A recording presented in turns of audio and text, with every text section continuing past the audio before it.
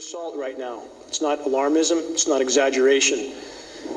This type of weather modification puts out chemicals and toxins, some known, some not known. Many people who try to debate this issue, if they ask you why they should believe this is going on, we have film of it happening, end of the argument. That's it. There's no debate, no discussion, this is not speculation. Also indicative of different materials being expelled from different portions of the aircraft.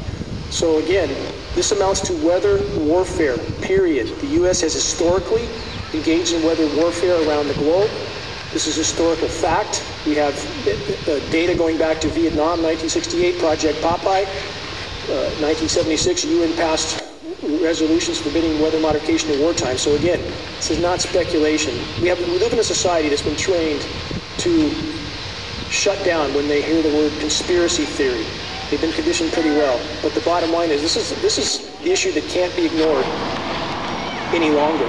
People can ignore Kennedy, people can ignore false flag events like Vietnam and even whatever happened on 9/11, but this issue can't be ignored. In the North State, for example, we took variants of different planes, the different configurations of spray apparatus.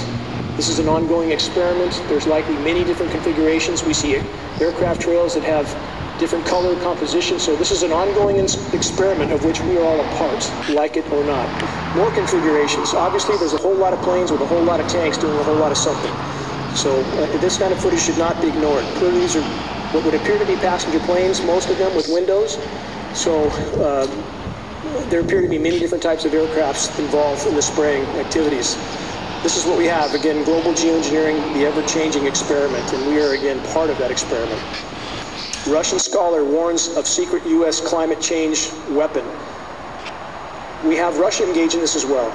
We also have China. And this is one of the reasons why it's so hard to get any sort of mainstream coverage, because the big players are all involved up to their eyeballs. So that's one of the reasons the media coverage is so sparse, but it's coming. What do weather weapons do? They wreak havoc in countries without anybody knowing they're even under assault. In the case of floods, droughts, all of this is a form of weather weaponry and weather warfare. And there is no arguing that we are all a part of weather warfare. You know, climate is being impacted the way it is right now. Rainfall. I want to make this point. As I showed you the maps before, where the west was frying and the east was cold, the A indicates different tiers of above normal rainfall. The darker color, the more excessive rain you get. The opposite is true along the whole west coast. Does that look natural?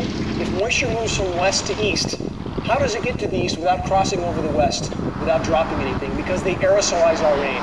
As it's coming in from the Pacific and they seed those clouds and they cause a disbursement of that rain, it migrates it somewhere else. So at this point, they're virtually cutting off our rain. When you see all that spray off the coast, that's part of this process. When you see a map like this where one, and especially a configuration like that, is again, whatever the agenda is here, we can all speculate, whether it's to cut off the water to California, to bring us to our knees, to take water rights, whether we're a climate sacrifice zone. It doesn't really make much difference if we turn our spigot on and nothing comes out.